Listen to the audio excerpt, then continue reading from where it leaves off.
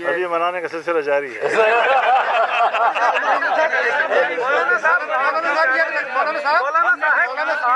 बिस्मिल्लाहिर्रहमानिर्रहीम, अस्सलाम वालेकुम। मैं हूं आपका मेज़बान आकिल हुसैन। नाज़रीन, आज के प्रोग्राम में हम इस पर बात करेंगे कि क्या मौलाना फजल रहमान और पाकिस्तान तहरीक इंसाफ के दरमियान तमाम मामला तय पा चुके हैं। क्या मौलाना फजल रहमान पाकिस्तान तहरीक इंसाफ के साथ आगे चल पाएंगे या नहीं। उसके साथ साथ कल पाकिस्तान तहरीक इंसाफ के बानी इमरान खान ने अडयाला जेल में बड़ी सख्त किस्म की गुफ्तगू की है, बिलखुसूस अमेरिका के हवाले से। इसके साथ साथ एमल वली ने जो पार्लियामेंट में बड़ी गरजदार किस्म की उन्होंने एक स्पीच की थी, उस दौरान अचानक सरकारी मीडिया ने उस मखसूस हिस्से को नहीं दिखाया, जिसकी वजह से कुछ निजी टीवी चैनल्स को उस पर बाकायदा क्लैरिफिकेशन भी देनी पड़ी है। इस पर हम तफसीलन बात करेंगे आज के प्रोग्राम में। अगर आप लोगों ने अभी तक हमारे चैनल को सब्सक्राइब नहीं किया है तो हमारे चैनल को ज़रूर सब्सक्राइब करें और बेल आइकन क्लिक करके इस वीडियो को भी लाइक लाजमी करना है और हमारे फेसबुक पेज को भी ज़रूर आप लोगों ने फॉलो करना है। नाज़रीन, पाकिस्तान तहरीक इंसाफ की मुश्किलात में कमी अभी तक नज़र नहीं आ रही है, जिसकी वजह से पाकिस्तान तहरीक इंसाफ के बानी इमरान खान किसी हद तक मायूस भी हो चुके हैं सिस्टम से, कि वो चाह रहे थे किसी तरीके से इस निज़ाम के ऊपर एक प्रेशर बिल्ड कर सकें और प्रेशर के नतीजे में उसको जल्द अज जल्द जेल से रिहाई मुमकिन हो सके। लेकिन पाकिस्तान तहरीक इंसाफ के बानी इमरान खान के केसेस में आहिस्ता आहिस्ता रिलीफ तो उनको मिल रही है, लेकिन उनको आसानी से ईद से पहले किसी तरीके से भी ना वो जेल से बाहर आ सके और ना इस बड़ी ईद तक वो जेल से बाहर आने के इम्कानात कोई नज़र आ रहे हैं। इस वजह से बड़ी मायूसी के साथ कल भी उन्होंने गुफ्तगू की है, लेकिन उन्होंने ज़्यादा रेड लाइन कल की गुफ्तगू में उन्होंने क्रॉस नहीं की जिस तरह पहले वो करते थे। और पाकिस्तान तहरीक इंसाफ के बानी ने वाज़ेह तरीके से कहा कि रऊफ़ हसन पर जो हमला हुआ है उस पर पार्टी को उन्होंने बाकायदा अहकामात तो जारी कर चुके हैं कि तैयारी कर लें कि बहुत जल्द हम सड़कों पर निकलेंगे और इस पर हम एहतजाज करेंगे, क्योंकि अब जो है ज़ाती अटैक्स का सिलसिला शुरू हो चुका है। लेकिन साथ साथ उनका ये भी कहना था कि अभी तक पाकिस्तान की मईशत की वजह से हम सड़कों पर नहीं निकल रहे थे, क्योंकि मईशत को कई चैलेंजेस का सामना था, लेकिन अब हम मजबूर हो चुके हैं क्योंकि अभी दोबारा हमारी पार्टी को ख़त्म करने, उसको नुकसान पहुंचाने की कोशिश की जा रही है।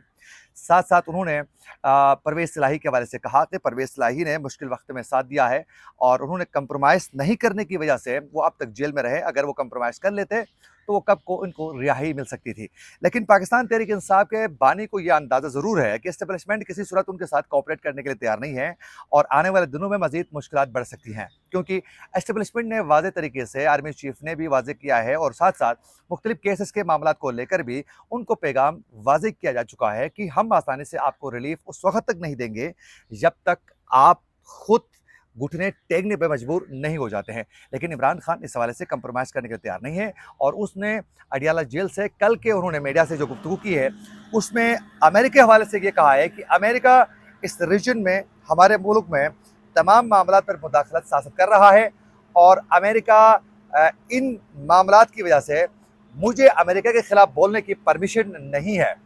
ये बहुत बड़ी बात है कि जेल के अंदर बैठकर भी अभी भी इमरान खान अमेरिका के ख़िलाफ़ वो गुफ्तगू ज़रूर कर रहे हैं। दूसरी जानिब पाकिस्तान तहरीक इंसाफ की जानिब से ये कोशिश इस वक्त तेज़ हो चुकी है कि वो जितने भी अपोजिशन जमाते हैं उनके साथ बात करें, मामला डायलॉग के ज़रिए हल करें और किसी तरीके से एस्टेब्लिशमेंट के ऊपर जो है एक प्रेशर बिल्ड कर सकें। लेकिन पाकिस्तान तहरीक इंसाफ यहाँ एक बहुत बड़ी गलती कर रही है। गलती तहरीक इंसाफ से ये हो रही है कि पाकिस्तान तहरीक इंसाफ मुस्लिम लीग नून और पीपल्स पार्टी के साथ बात करने के लिए तैयार ही नहीं है। वो चाहते हैं कि मुस्लिम लीग नून और पीपल्स पार्टी के अलावा तमाम दीगर जमातों के साथ बात की जाए और मामलात को डायलॉग के ज़रिए हल करने की कोशिश की जाए। अब इससे मामलात को लेकर उन्होंने अपने शदीद जो नाक़िद थे उनके सबसे बड़े मौलाना फजल रहमान साहब, उनसे बात करने के लिए कल हमने देखा कि पाकिस्तान तहरीक इंसाफ का एक वफद जो है वो मौलाना फजल रहमान के पास वो पहुँच गए।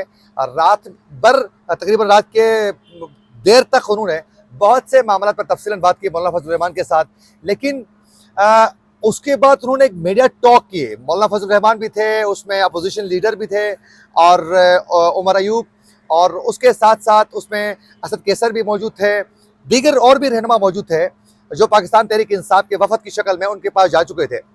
हमने वो प्रेस कॉन्फ्रेंस को बड़े गौर से मैंने देखा कि कहीं भी मौलाना फजल रहमान दिल से वो खुश नज़र नहीं आ रहे थे। उनके फेस एक्सप्रेशन से ये वाज़ेह हो रहा था कि मौलाना फजल रहमान साहब मजबूर हैं, बस घर आए हैं तो इनको वेलकम करना है, इनसे बात हो गई है, चलें अच्छी तरह इनको यहाँ से घर से रुखसत भी कर लेते हैं। तो मौलाना फजल रहमान की बॉडी लैंग्वेज बता रही थी कि पाकिस्तान तहरीक इंसाफ के साथ वो खुद को कंफर्टेबल फील नहीं कर रहे। लेकिन बदकिस्मती का आलम देखें कि मौलाना के साथ इस वक्त मुस्लिम लीग नून बात करने के लिए तैयार नहीं है, मामलात हल करने के लिए तैयार नहीं है, उनके साथ डायलॉग करने के लिए तैयार नहीं है, उनके साथ बैठने के लिए कोई भी तैयार नहीं है। तो उनकी मजबूरी है पाकिस्तान तहरीक इंसाफ के साथ बात करना, लेकिन तहरीक इंसाफ के साथ बात करते हुए वो कंफर्टेबल फील नहीं कर रहे थे।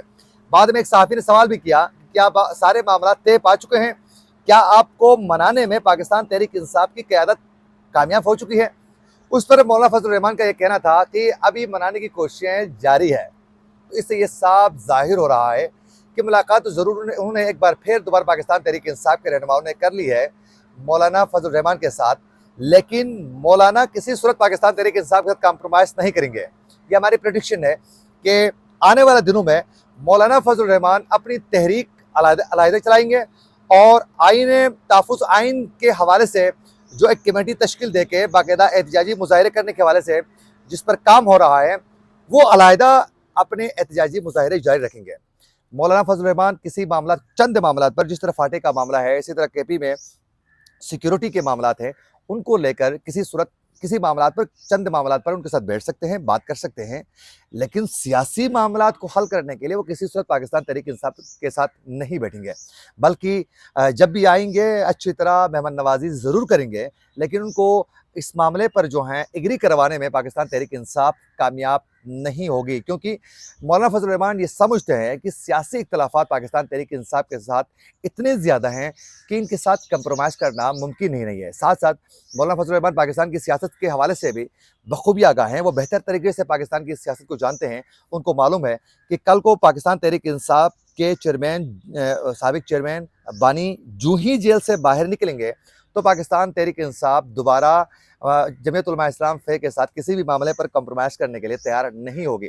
तो इसलिए वो नहीं चाहते हैं कि अभी से ही इनके साथ ज़्यादा मामलात पर जो है वो अंडरस्टैंडिंग कायम की जाए। लेकिन अब देखना ये है कि आने वाले दिनों में तहफ़्फ़ुज़ आइन के हवाले से जो मुतहरिक हो चुकी है पाकिस्तान तहरीक इंसाफ दीगर जमातों को लेकर, क्या वो कामयाब होगी या नहीं? क्योंकि उसमें सबसे ज़्यादा पाकिस्तान तहरीक इंसाफ के बानी को जल्द अज जल्द जेल से बाहर निकालने की कोशिशें तेज़ की जा रही हैं। लेकिन कुछ हमारे ज़राए कहते हैं कि पाकिस्तान तहरीक इंसाफ के बानी को अक्टूबर तक जेल से बाहर आना इनके लिए मुमकिन ही नहीं है। लेकिन अब देखें, आहिस्ता आहिस्ता केसेस में इमरान खान को रिलीफ भी मिल रही है।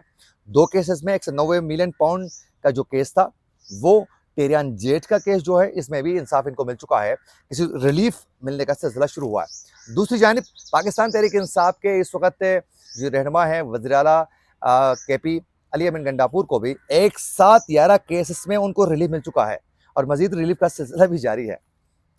क्या ये मामलात को मद्देनज़र रख कर क्या पाकिस्तान तहरीक इंसाफ के अक्टूबर तक जो है ये तमाम मुश्किलात से पाकिस्तान तहरीक इंसाफ बाहर निकल सकेगी या नहीं, ये आने वाले दिनों में ही पता चलेगा। लेकिन एमल वली के हवाले से बताते चले कि उन्होंने पार्लियामेंट में एक सख्त किस्म की तकरीर की थी। उन्होंने मिलिट्री एस्टेब्लिशमेंट को शदीद तनकीद का निशाना बनाया और जो ही उसने मिलिट्री एस्टेब्लिशमेंट के ऊपर तनकीद करना शुरू किया तो उस दौरान बाकायदा पीटीवी की जानिब से उनकी स्पीच को लाइव नहीं दिखाया गया बल्कि काटा गया। उस पर जियो समेत चंद इदारों को उस पर बाकायदा क्लियरिफिकेशन देनी पड़ी और उन्होंने वाजे कर दिया कि ये हमने नहीं बल्कि सरकारी टीवी की जानिब से ये मखसूस हिस्से को काटा जा चुका है। लेकिन वो भी बहुत ज़्यादा तनकीद कर रहे हैं। देखना यह है कि आगे जाकर तमाम सियासी बिलखुसूस अपोजिशन जो जमातें हैं वो क्या मिलकर एस्टेब्लिशमेंट को, मिलिट्री एस्टेब्लिशमेंट को टफ टाइम देने में कामयाब हो जाती है या नहीं, ये आने वाले दिनों में ही पता चलेगा। इसी के साथ अपने मेज़बान आकिल हुसैन को दीजिए इजाज़त।